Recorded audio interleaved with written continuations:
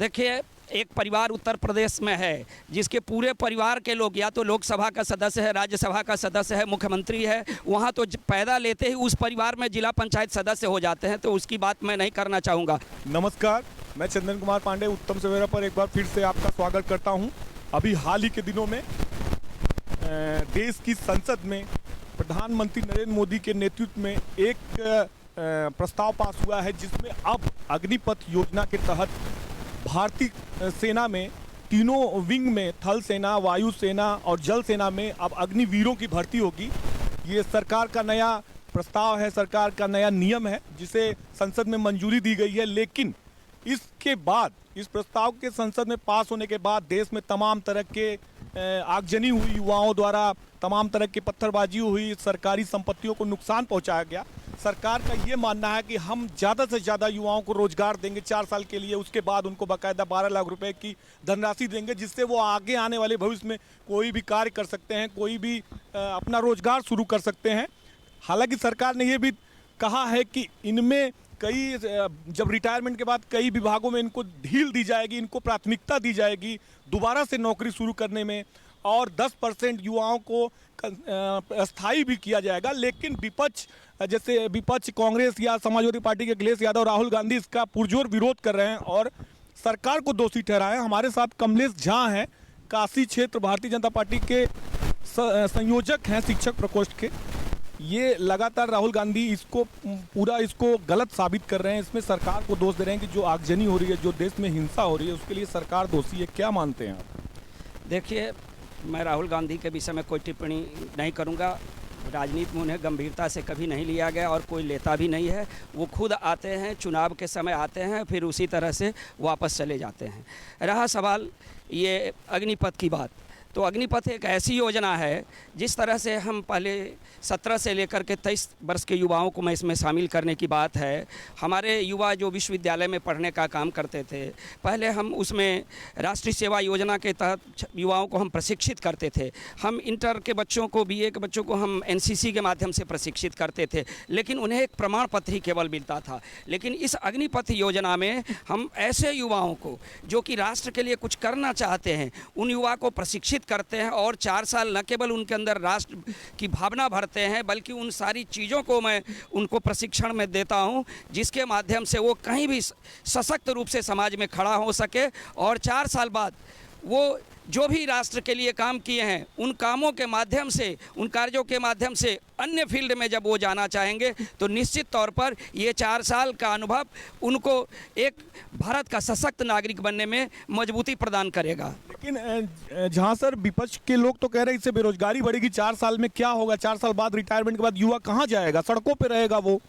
4 साल बाद वो युवा जो कि इस प्रशिक्षण में अग्निवीर की उपाधि लेकर के जब वो जाएगा तो निश्चित तौर पर ऐसे युवा कभी दिग्भ्रमित नहीं होंगे और ऐसे युवा, बहुत सारी सरकार की जो योजनाएं हैं, विभाग हैं जिसमें इनको समायोजित किया जाएगा, इनको वेटेज दिया जाएगा और 4 साल माँ भारती के लिए जब ये काम करेंगे तो इनके अंदर एक ऐसा जज्बा आएगा कि ये कभी बेरोज़गार नहीं रहेंगे। बहुत सारे अपने हुनर के माध्यम से, अपने स्किल के माध्यम से ये निश्चित तौर पर अपना ही नहीं रोज़गार पाएंगे, बल्कि कुछ लोगों को उस रोज़गार से जोड़ने का ही भी काम ये युवा करेंगे। तो फिर जो विपक्ष कह रहा है कि अगर प्रधानमंत्री जी या देश की संसद ने ऐसा निर्णय न लिया होता मौजूदा भारतीय जनता पार्टी की केंद्र सरकार ने, तो ये स्थिति देश में हिंसा की ना हुई, तो इसके लिए दोषी आपको ठहरा रहे हैं। आप किसको मानते हैं, कौन है हिंसा का दोषी? देखिए, विपक्ष हताश और निराश है। विपक्ष हमेशा जातिवाद का राजनीति किया, विपक्ष हमेशा एक परिवारवाद का राजनीति किया, विपक्ष दलित, मजदूर, किसान, गरीब गुरबा के लिए कभी सोचा नहीं।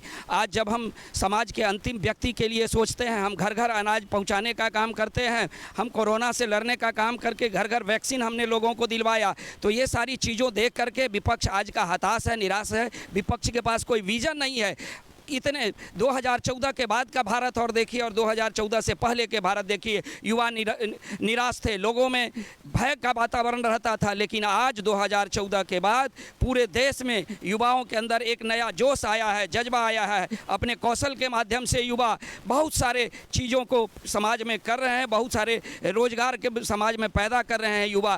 कहीं कोई बेरोजगारी नहीं है, कहीं कोई हताशा नहीं है, और हताशा निराशा केवल परिवारवादी लोगों के पास है, भ्रष्टाचार कर्मचारियों के पास हताशा निराशा है और विपक्ष प्रोपगंडा फैलाने का केवल काम कर रहा है। हाँ सर, जो ये आगजनी हो रही है, ट्रेनें फूकी जा रही हैं, बसों के शीशे तोड़े जा रहे हैं, ये युवाओं को कौन बरगला रहा है? आप क्या मानते हैं, ये अपने से कर रहे हैं, कोई मान रहे हैं इसके पीछे कोई बड़ी पार्टी या कोई बड़े लोग हैं? ये इस भारत देश को कमज़ोर करने की बहुत सारी शक्तियां लगी हुई हैं और भारत की नहीं, विश्व की ऐसी शक्तियां हैं जो कि हमेशा से इस देश को कमज़ोर कराने का काम करते रहे। वो सारे लोग लग गए हैं, उनके पास कोई मुद्दा नहीं है। क्यों कि भारत पूरी दुनिया में जिस सशक्त हस्ताक्षर के रूप में आज उपस्थित है, पूरी दुनिया का नेतृत्व करने के लिए खड़ा है। ऐसी स्थिति में ऐसे हताश निराश लोग जो कि बाह्य शक्तियों का साथ लेकर के निश्चित तौर पर इस देश के कमज़ोर करने का काम कर रहे हैं। और ये दिग्भ्रमित लोग हैं, ये हमारे देश के ऐसे युवा नहीं है जो राष्ट्रवाद से जुड़े हुए हैं।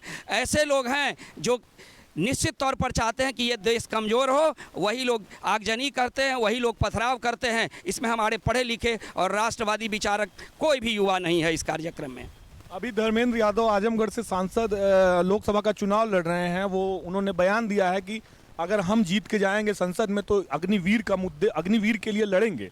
मतलब जो ये कानून आप लोग लाए हैं उसको बदलने के लिए लड़ेंगे, उसमें चेंजेस के लिए लड़ेंगे। क्या मानते हैं उनके बयान को?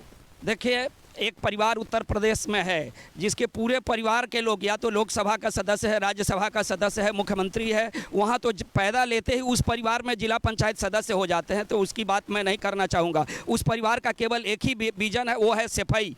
सफाई ही सफाई है, उसके अलावा प्रदेश में कुछ नहीं है। जो परिवार इस प्रदेश को लूटने का काम किया, बर्बाद करने का काम किया, वो परिवार क्या करेगा अग्निवीर के लिए? अग्निवीर के लिए या युवाओं के लिए, बेरोजगारों के लिए, दलितों के लिए, पिछड़ों के लिए यदि कभी किसी ने सोचा तो प्रधानमंत्री आदरणीय नरेंद्र मोदी ने सोचा। और कोरोना जैसे भीषण संकट में भी इस देश की आर्थिक स्थिति, जीडीपी को मजबूत रखा और घर घर वैक्सीन, घर घर राशन पहुंचाने का काम नरेंद्र मोदी की सरकार ने किया।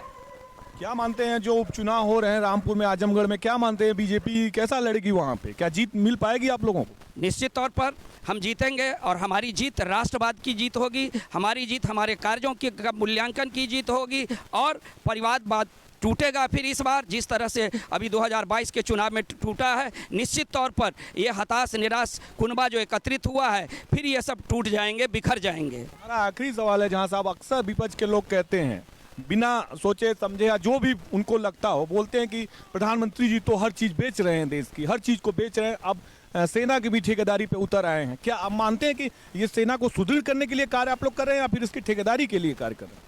निश्चित तौर पर मैं कहूंगा कि प्रधानमंत्री के आने से सेना का मनोबल बढ़ा, नहीं तो हमारे सैनिकों का गर्दन काट करके हमारे बगल के मुल्क के लोग ले जाने का काम किया करते थे, लेकिन हमने उनके घर में घुस करके हमला किया और बदला लिया। आज हमारे सेना का तीनों स्थल, नभ, जल, तीनों सेना का जो मनोबल बढ़ा हुआ है हमारे प्रधानमंत्री के आने के बाद। नहीं तो इससे पहले हमारे सेना के हाथ बंधे रहते थे, सेना के ऊपर पत्थरबाजी हुआ करता था, लेकिन हमारे सैनिक बोल नहीं पाते थे। आज हमारे सैनिकों को खुला छूट मिला है, उनको स्वायत्तता प्राप्त दी गई है, उनके किसी विषय में कोई नहीं बोलता है। सेना अपने तरीके से अपना काम कर रही है, सरकार अपने तरीके से अपना काम कर रही है।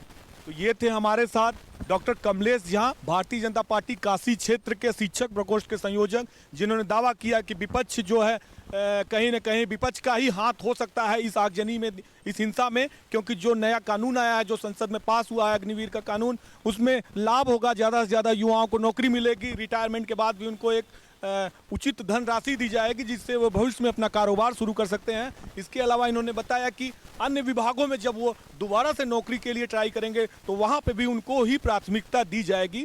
तो स्थिति अभी तक के लिए यही है। मैं चंदन कुमार पांडे, अशोक पांडे के साथ, धन्यवाद।